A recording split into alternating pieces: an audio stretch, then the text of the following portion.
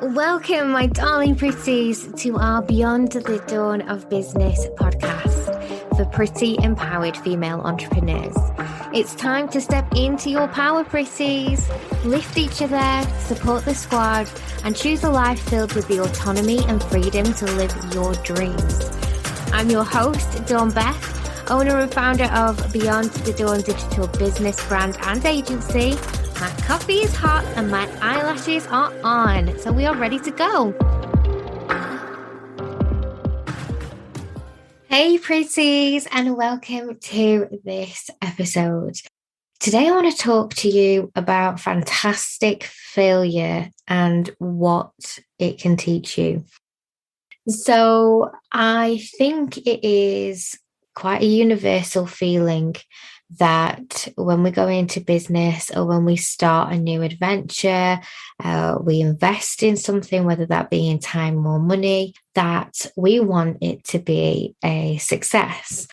And that's, me preaching to the converted. I know that we all have a success framework that we hold within ourselves that we really want to hold on to because it gives us a feeling of accomplishment. It gives us that feeling like things are on the right track, and essentially it brings joy into our lives. But life is not all cupcakes and rainbows and sunshine, and there are the other things that happen. And sometimes it can take a little bit of understanding that everything isn't going to always be plain sailing to really give you the unshakable, unwavering confidence to truly explore opportunities as they arise.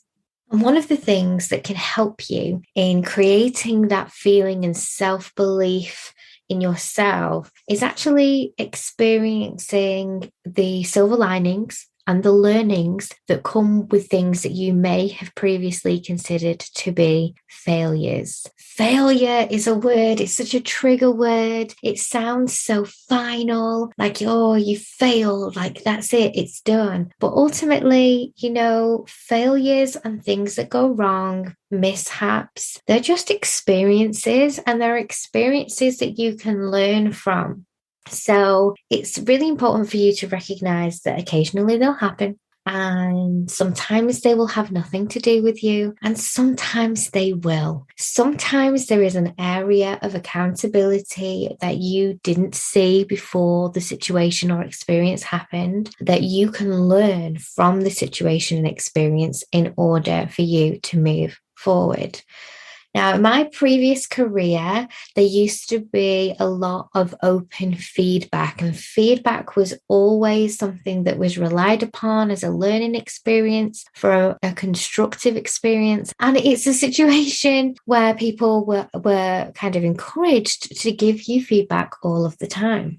And I really want to kind of explore this area of you deciding where your data comes from, you deciding where your important information comes from, okay? Because when you have a failure, and I'm using air quotes, you can't see me, but I'm using air quotes right now. When you have a failure, you are in charge of that information, okay? So if something falls down, or if something isn't quite right, or if something is missing, hindsight's a wonderful thing. You can review that, and you can look at that, and you can look at it. You must try to look at it objectively as much as you possibly can. Try not to get too triggered. Look at it from a bird's eye view. Take the emotion out of it and just look at the actual raw data and see what can be learned from that and what can be changed, introduced, tweaked, or any of those things. Feedback is slightly different. Feedback is something where somebody else is offering you an opinion based on their perspective. Now, everybody's perspectives on everything is slightly different. Like, obviously, we will have commonalities, we'll have things that we agree on, but our perspective is actually one of those things that is created through our own lens. It's created through our own filter. And we have to remember that everything we see, we do, we consume, and all of our thoughts and feelings around that and our opinions are going through that filter, right? That we're going through our own little perception that may not be, and often is not, of the same perception as somebody else. So I'm not suggesting that feedback is never valuable, because sometimes it can be incredibly valuable, and we welcome feedback all of the time. However, feedback and failure data are two completely different areas of information. When you do something and it doesn't quite work, you learn something about that by reviewing that situation, and you can review it at whatever level it requires. So let's use a common example. And one of the things that I've worked with my clients with before.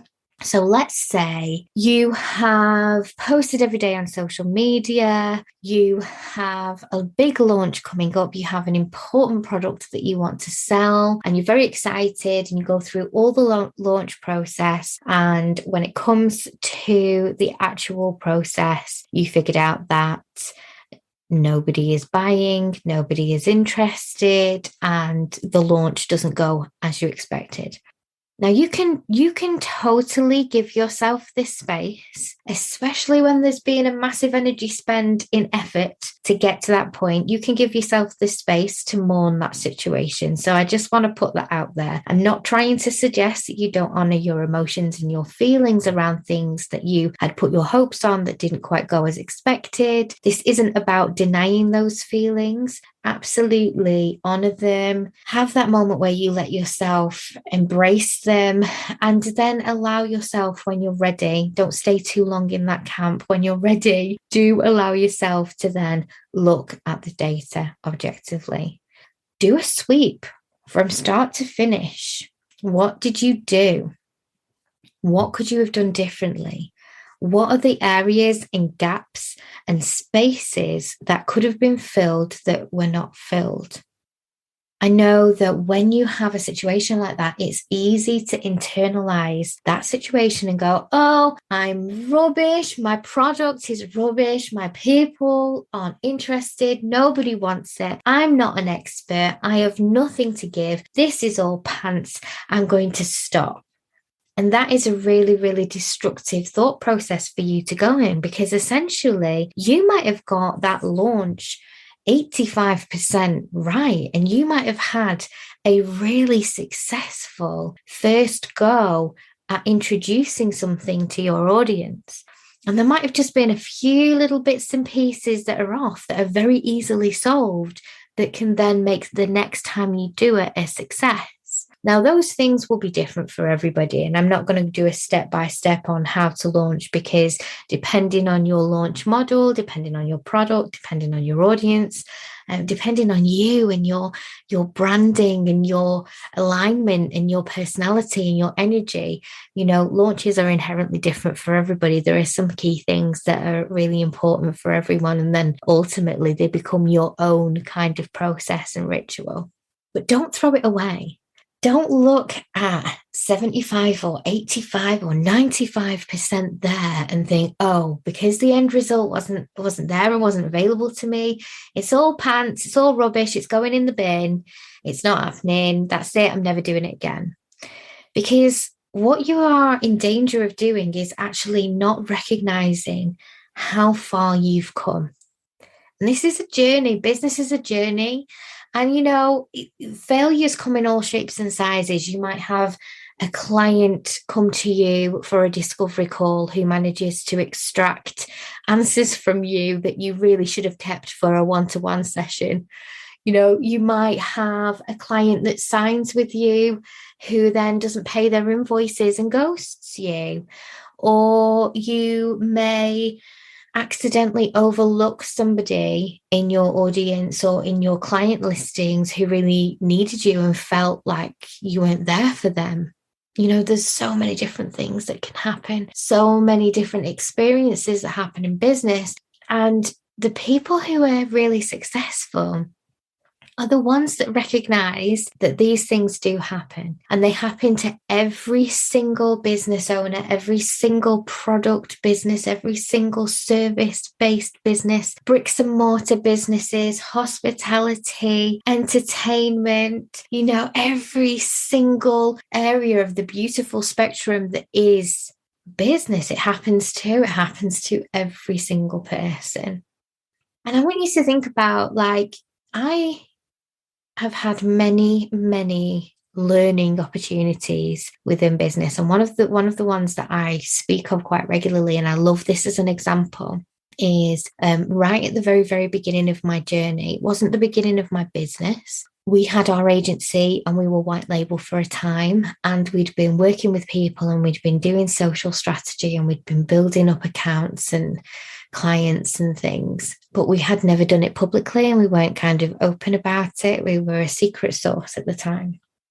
And I started to become more public and I started to take on clients and I started to be open about our agency and we started to advertise and we got some more people working with us. Our team grew and I really wanted to take on some more clients myself. I'd gotten to that stage where I wanted to take on more. I wanted to earn more money. I wanted to do more in terms of actual rolling my sleeves up and creating strategy and posts and graphics and things. And it was a few years ago. It was a lovely, exciting time.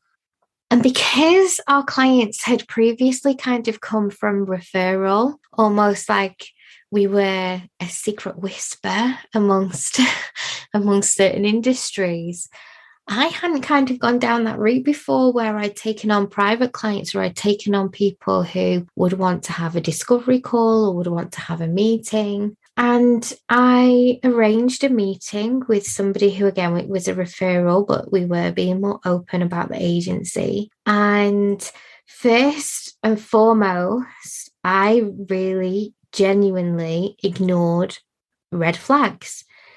But I didn't realize I'd ignored those red flags until after. So this is why the failure is so good. It's a fantastic failure because the data and the information and the changes I made to my business after this experience were so priceless and have served me well forevermore. So one of the things that I really did wrong with this particular client was I allowed my own boundaries to be completely removed. I didn't want to work over Christmas time. I'd given myself 2 weeks off over Christmas. This person wasn't available and was very eager to meet with me.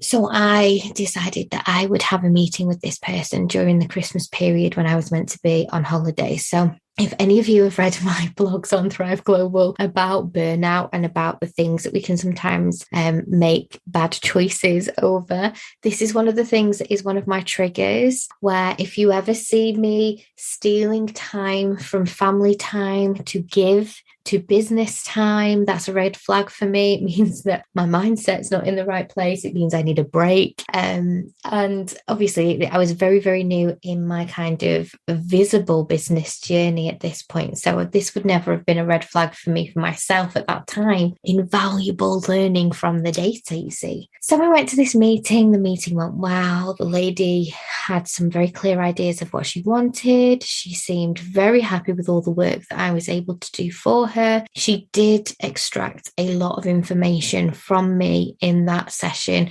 And I realized somewhat closely after that there was a lot of information that shouldn't have been in a discovery session or shouldn't have been in an initial meeting. So that was another great learning. So ding, learning one, red flag over allowing my boundaries to slip. Ding, learning two, extracted a lot of information out of me because of my good nature, asked me a lot of questions that really should have been in a one-to-one scenario. But she decided that she was going to work with me, so it was all good. Sent the information, sent the invoice, sent the contract. Contract was signed, invoice wasn't paid, but the contract was signed. So I felt comfortable starting doing the work, and I did an awful lot of work. Now, this particular client, who we shall not name, we would never name. But this particular client allowed me to do a lot of work, long story short, and allowed me to put a lot of my energy into trying to please them, in trying to do the right thing for them. But ultimately, some of the things that were requested of me were not in alignment with my integrity, such as copying other people's styling in terms of graphics and things like that. So it wasn't fun to have those conversations. It was definitely a learning moment having those conversations. But ultimately, this person got a lot of work from me, a lot of market research in the background, and then essentially decided not to pay me. Now, they wanted all of the work that I had done. They wanted all of my data files. They wanted to know what market research I'd done. They wanted to know what I'd found in terms of what was trending, what was working. And I had a lot of work. I'd put a lot of hours into it, and I didn't disclose any of it because I realized, obviously, that this wasn't the greatest relationship. And I fired that client. And that's a term that I think actually is relatively new. But I did. I let that client go and said, no, this isn't working. If you would like the work I've already previously done, obviously you can pay your invoice and I will pass over what I've done. So you can still use it and it's still beneficial to you, but I won't be actively managing your account. So basically you can have what I've done already and find somebody else, but we're not a great fit. This person took all of the work that they already had access to and didn't pay for anything, and I never heard from them again. And that for me felt like a massive, massive failure. But it wasn't a failure. I mean, it was a total flop, right? Like, I can't sit here now 5 years later and say, oh, yes, and we're still managing that account and that client is a multimillionaire. Like, I can say that about our other clients who were our ideal clients, who we actually do still have on our roster. But that person taught me so much. She taught me about my boundaries. She taught me about how my processes work. Like, how do you get to work with me? How is that contract, like, is that contract ironclad? And if somebody signs a contract, does that mean we can start work, or do we require a deposit or an upfront payment to get started on work? Did I express at the beginning of that relationship and make that discovery call really clear what was going to happen in that discovery call and set my boundaries? Definitely not. Do I do that now? Absolutely. Do I discuss our ethos as a company? Do I discuss our integrity, what we're willing to do, what we're not willing to do, what we believe to be shady marketing practices, and what we will not engage in? And again, I didn't do that. Like, I didn't speak to her about that. Now, I want to give a shout out to a beautiful woman who is a Pretty Pro member and just an amazing woman in our community, Joanne Rawbaum, because she said to me once, after another incident that we'd been discussing in our membership, she said to me, I love the idea of an expectations document. And as soon as I read her comment, I was like, oh, yes, an expectations document. How wonderful is that in terms of something that can be really helpful for you in learning and setting up your stall? I don't know if you've heard that phrase. I love that phrase, but just setting up your stall and just setting up the process, the customer journey, what's going to happen, and making sure that everybody is super clear on what is meant to happen. Because a lot of the times, when it comes to clients and relationships and collaborations, if things fall down, it's often due to communication and nothing more. Obviously, occasionally it's not. Sometimes you'll just get a dodgy situation. But there are lots of ways that you can learn from those situations. There's lots of ways that you can find the amazing changes that you need to make in your business and in your life, even potentially from these situations. So I invite you to think about something that you consider to be a failure, something that you have in your life or that you've had in your past that you consider to be a failure. And I want you to consider that when that situation happened to you, what did you learn from it? What have you changed in your life because of it? And what would you never do again because of that situation? Because fantastic or fabulous failures are nothing more than information, data-driven experiences.